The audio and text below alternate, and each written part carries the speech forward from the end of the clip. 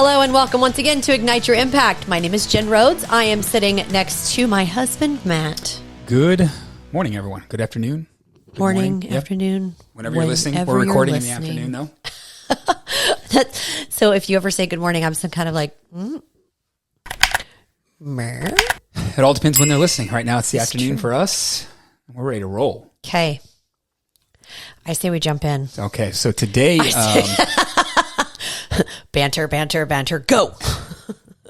Today we are we're going to dive into something that it really changed the way that we look at setting and achieving goals and how we do that. And it really changed everything for us probably about 4 or 5 years ago. Yes, and this is something that we will not take credit for. This is something that we learned working closely with our mindset coach and mentor, William Lamb.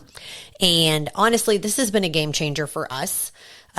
We cannot take credit for this concept. And he may not even be able to take credit for this concept. However, he is who taught us, and we are now relaying said information to you. And I want to be able to show and share how it's showing up in our lives and our work, and how it will shift something for you too. Yeah, when he introduced us to this concept of setting goals, he was like, "Okay, so this was big for me." Yeah. He goes, "So do you want to know why you haven't achieved every goal that you've set?" Yeah, we're nodding our house, our heads. You want to know how you can achieve any goal that you set? I'm like, yeah. He goes, want to know why some of your clients get results and then go backwards? Yeah. Do you want to know how you can set them up so that they will stay on target and they won't go backwards? And we're like, yes, like this is going to be the holy grail. This is the magic is about to happen when he shares this with us. And he says something like, most people are driven by pain, not by pleasure. And then he just stares at us. I'm like, that's it? That's not that earth shattering. And then he does what he does. He dug in and completely changed how we look at everything. Mm-hmm. So it is earth shattering as we go through this. So to start, most people actually are more driven and more motivated by pain than they are by pleasure. So think about it. How many times have you seen someone that made a big change because something became unbearable in their life?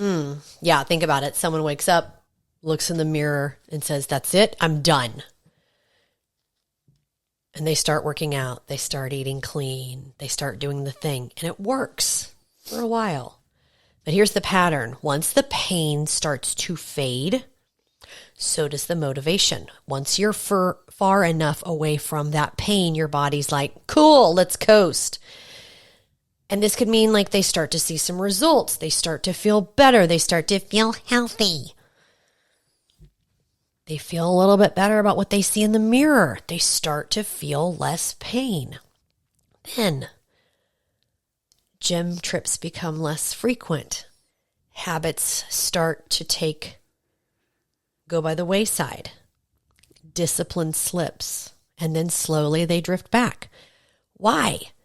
Because the pain was the driver. And when the pain's gone, the engine cuts off. Yeah, and this is why so many people have yo-yo dieted for decades, and their weight has gone down and up and up and down. And if that's you, don't worry. We're going to help you solve this today, and we're going to walk through that. But here's where this gets really, really interesting. Everyone listening, think of a couple goals that you've had recently. A lot of us are setting what we call goals, but they're actually just disguised as pleasures. Ooh, yeah. Please say that again. Yeah, I like that. We're setting things and we call them goals, but they're disguised as pleasures. So let me give you an example. Like, I want financial freedom. I want to grow my business to 7 figures. Sounds great, right? But is it a necessity? Or is it an escape plan? Like debt, stress, and burnout. Because if it's the latter, you're going to hustle like crazy until you're no longer drowning. And then, in the example Jen just said, and then you relax, you drift, You stopped doing the very thing that got you to where you are right then. Yeah. Guys, this is mic drop stuff if you think about it in your own life. And again, I'll say it again. This was a game changer for us. The goals that you went after only to get maybe a portion of the way there and then fall backwards. And then thinking it's like a lack of work ethic or something else. Maybe I don't deserve this. Like, this is almost a direct quote from William that tied this together for us. If I told you you could make $1 million extra by doing X, Y, and Z, you might think about it. I might go for that. You might even try. But if I told you your electricity is about to get shut off, your water is about to get shut off, you are about to get kicked out of your home, I guarantee you would come up with that money today. Yeah. To make this hit home, has anyone listening, have you ever struggled financially? And the answer is, of course, we've all struggled financially in some way. One way or another we have. But think long and hard about this. Did you make it out okay during that time? If you go back to when you're financially struggling, or if it's now. But if you go back to one, did you make it out okay? You're still alive. Yeah, absolutely, you did. You made it out just fine. And once you caught up financially, did you keep going and put $1 million in the bank? The answer is probably no. That's the power of necessity. It creates urgency. It creates focus. It bypasses that mental resistance and turns action into instinct. Until it's no longer a necessity. Exactly. And that's the whole point. That's the shift. So with us, William did a lot of deep mind work to help us around this. I mean, things like putting us in trance and changing the way we set our goals. And of course, if that's something you're looking for, let us know. We'll be happy to put you in touch with William and his team. However, you can take steps on your own without even doing that. This is some of the things we're going to talk about here in the next few minutes is some of the things that we do with clients. But you're going to be able to walk away putting some of this stuff into practice yourself. Yeah, this is the shift we've made. So instead of chasing goals to escape pain, away from goals, I call them away from goals, we're reframing them as non-negotiables. Like, this isn't a nice to have. This is who I am. This is what I do. And those of you that know me, I want to go a little bit deeper. Those of you that know me, we've talked about this. And if you're watching at home on YouTube, if you're at the gym, if you're listening, make sure you look us up on YouTube, because as we start to hit some of these non-negotiables now, you will see it in my face. I know you can. But here's some ways that you can employ this right now. I want to call this a future memory timeline jump. This is not a vision board. This is not about gluing magazine clippings to a board. This is not about creating a list on Trello with images. It's about becoming the version of you who already lives in that reality. Because remember, time is just a construct. It is not linear. I want you to forget looking at your goals like it's a far-off dream. Oh, maybe someday. Wouldn't that be nice? It's time to step into them as if you're already there. Here's the shift.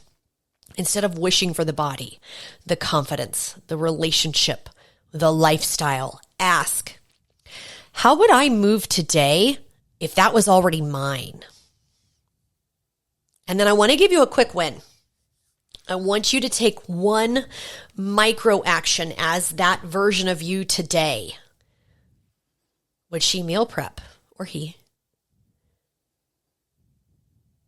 Would you walk taller into the gym? Would you walk into a space commanding presence with confidence?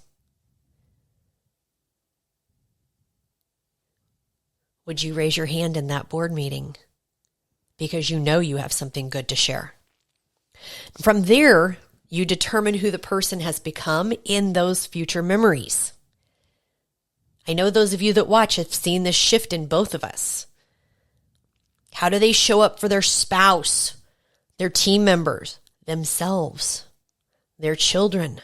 How do they make decisions? How do they prioritize?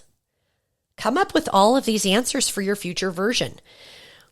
Because when I started pairing clear visualization on a daily basis with embodied action, my brain stopped seeing it as someday and started coding it as inevitable. And anything, anyone, or any action that did not match this new identity of myself became uncomfortable, almost painful. I will give you an example. If I have to stand in line at the Southwest check-in, I am physically pained because it's not for first class and I did not get to choose my seat. Because that is how my new identity shows up. It's a non-negotiable. It hurts. See, you're not chasing the dream anymore. You're catching up to it. You're building an entirely future new you, but bringing it into the present around a specific goal. I'm going to restate one of those things you said. It was not about the Southwest. No, but I mean, you know, you can make fun of people for things like that, but that's true shit. That's reality, and that's how you step into it. It doesn't have to be the Southwest example, but it's so many different things that this is how I am today, whether I'm there or not. And you said you're not chasing the dream anymore, you're catching up to it. Yes. And that is that's the whole premise of this, because chasing the dream is trying to get away from the pain. But when you're catching up to that dream that you've already seen, that is where the breakthrough happens. And the mind is a wonderful thing when you can harness it the right way and you do these things. Did you hear that different language that she just used? So in that original example we talked about, looking in the mirror, feeling disgusted, disgusted with staring back at you and starting today and saying, I'm going to make changes, versus that future memory timeline jump. If you didn't hear the difference, I'm sure everyone did, but if you didn't, go back and start over and listen to this again. And then when you get into that future memory timeline jump, you will see the difference in language and the difference in thinking. So what does this mean for you listening right now? It means taking a hard look at your goals, taking a really hard look at your goals and asking, is this an optional or is this who I am now? Is this a necessity? You got to turn the desire into a decision. Not I want to be fit, but it's I'm someone who trains. Not I want to make more money, but I have a thriving business. No exceptions. That's who I am. And it's not about waiting. It's not about waiting for the pain to light that fire, because that's what so many people do. Yes. With every part of their life, relationships, finances, weight loss. It's not about waiting for that pain to light the fire. It's about building that fire so that it's burning before that storm comes. And you make that your new baseline. Yes. Yeah. This specific shift changed everything for us. How we set goals, how we show up, how we stay consistent even when things are good, even when we're coasting. Now I want you to, we've given some quick wins today. I want you to go back and write down your top three goals. Big ass goals, right? And I want you to reframe them into identity-based necessities.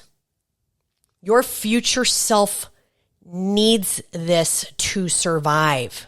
It is a necessity.